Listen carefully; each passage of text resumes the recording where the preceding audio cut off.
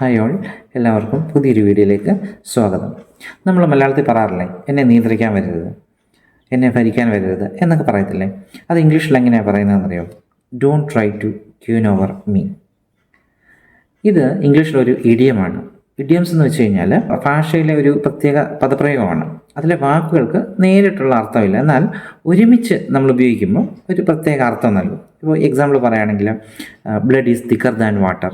ഇതിൻ്റെ അർത്ഥം എന്ന് പറഞ്ഞു കഴിഞ്ഞാൽ രക്തബന്ധം മറ്റെല്ലാ ബന്ധങ്ങളെക്കാളും ശക്തമാണ് എന്നാണ്. ബ്രേക്ക് ദി ഐസ്, ഇത് മറ്റൊരു ഇഡിയമാണ്. ഇതിൻ്റെ അർത്ഥം എന്ന് വെച്ച് കഴിഞ്ഞാൽ to start a conversation and make people feel comfortable. മടുപ്പും നിശബ്ദതയും ഒക്കെ മാറ്റി ഒരു സംവാദം അല്ലെങ്കിൽ ഒരു സംസാരം ആരംഭിക്കുന്നതിനാണ്.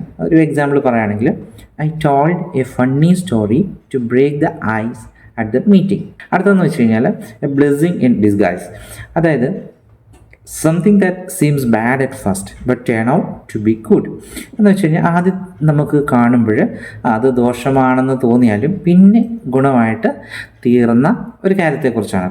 ഇപ്പോൾ ഒരു എക്സാമ്പിൾ പറഞ്ഞാൽ losing that job was A blessing in disguise എന്ന് വേണമെങ്കിൽ പറയാം. ആ ജോലി പോയത് ഒടുവിൽ നന്നായിപ്പോയി, ആ ജോലിയിൽ തുടർന്നിരുന്നെങ്കിൽ അവിടെ എന്തെങ്കിലുമൊക്കെ സംഭവിച്ചേനെ എന്ന്. അങ്ങനെ ഒരു സാഹചര്യത്തിൽ നമുക്കിത് ഉപയോഗിക്കാനായിട്ട് സാധിക്കും. അടുത്തത് once in a blue moon എന്നുള്ളതാണ്. ഇതിൻ്റെ അർത്ഥം എന്ന് വെച്ച് കഴിഞ്ഞാൽ something that happens very rarely, വളരെ അത്യപൂർവമായിട്ട് മാത്രം സംഭവിക്കുന്നതാണ്. ഇപ്പോൾ ഒരു എക്സാമ്പിൾ പറയുകയാണെങ്കിൽ he visits his home town once in a blue moon. അവൻ പൂർവ്വമായിട്ട് നാട്ടിൽ പോകാറുണ്ട്. വളരെ റയറായിട്ട് മാത്രം സംഭവിക്കുന്നൊരു കാര്യത്തെക്കുറിച്ച് സൂചിപ്പിക്കാനാണ് ഇത് ഉപയോഗിക്കുന്നത്.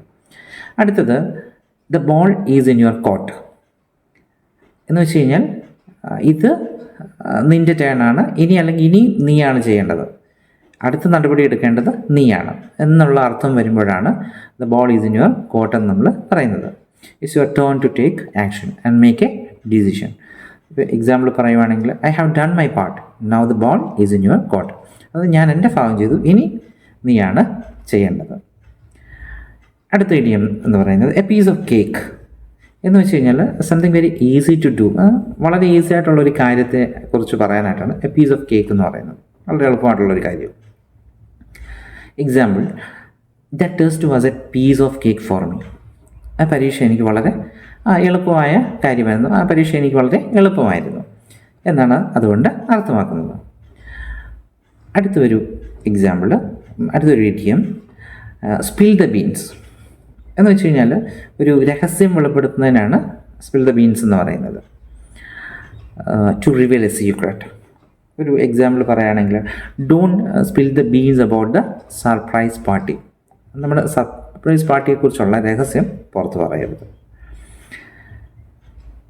Next one under the weather എന്ന് വെച്ച് കഴിഞ്ഞാൽ ഒരു അസുഖം തോന്നുന്നതിനാണ്, അല്ലെങ്കിൽ നല്ലൊരു ഫീല് തോന്നുന്നില്ല, അതിനാണ് feeling a little sick or unwell. ഇതിനാണ് അണ്ടർ ദ വെദർ എന്ന് പറയുന്നത്. നമുക്ക് ഉപയോഗിക്കാനായിട്ട് സാധിക്കും I am feeling a bit under the weather today, ഇന്ന് എനിക്ക് നന്നായിട്ട് തോന്നുന്നില്ല എന്ന് വേണമെങ്കിൽ ഉപയോഗിക്കാം.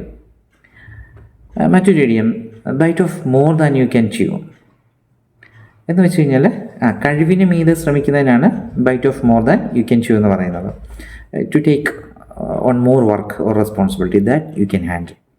ഇപ്പോൾ എക്സാമ്പിൾ പറയുകയാണെങ്കിൽ don't bite off more than you can chew at your new job. നിങ്ങളുടെ പുതിയ ജോലിയിൽ നിനക്ക് ചെയ്യാൻ കഴിയുന്നതിനേക്കാൾ കൂടുതലായിട്ടുള്ള ചുമതലയൊന്നും ഏറ്റെടുക്കരുത്. അല്ല, ചില ജോലികളിലൊക്കെ ചെന്ന് കഴിഞ്ഞാൽ അങ്ങനെയാണ്, മറ്റുള്ളവരുടെ ജോലി കൂടെ അവർ ഏറ്റെടുക്കും. ചിലപ്പം ചെയ്യാൻ കഴിയാത്ത കാര്യങ്ങൾ വരെ ചെയ്യാമെന്ന് പറയും. അവസാനം എന്ത് സംഭവിക്കും? നമ്മളത്ര എഫക്റ്റീവായിട്ടുള്ള ഒരാളല്ല എന്ന് അവർക്ക് തോന്നാനുള്ള സാധ്യതയുണ്ട്. ഓക്കെ, അടുത്തതെന്ന് പറഞ്ഞാൽ burn the midnight oil എന്നുള്ളതാണ്. രാത്രിയോളം കഠിനമായിട്ട് പ്രവർത്തിക്കുന്നതിനാണ് burn the midnight oil എന്ന് പറയുന്നത്. To work late into the night, പാതിരാത്രി വരെ പണിയുക എന്നൊക്കെ നമ്മൾ പറയില്ലേ, അതിന്.